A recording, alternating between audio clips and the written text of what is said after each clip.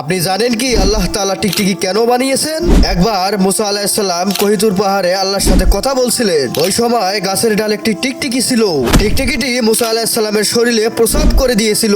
তখন মুসা আলাইহিস সালাম প্রচন্ড রেগে গিয়েছিলেন এবং আল্লাহকে প্রশ্ন করলেন, হে আমার রব, আপনি টিকটিকি কেন বানিয়েছেন? এই টিকটিকি তো মানুষের কোনো উপকারে আসেই না, তার উপরে আবার ঝামেলা করে। তারপর মহান আল্লাহ রব্বুল আলামিন বলেন, হে মুসা, কিছুদিন আগে এই টিকটিকিটাও আমাকে একই প্রশ্ন করেছিল।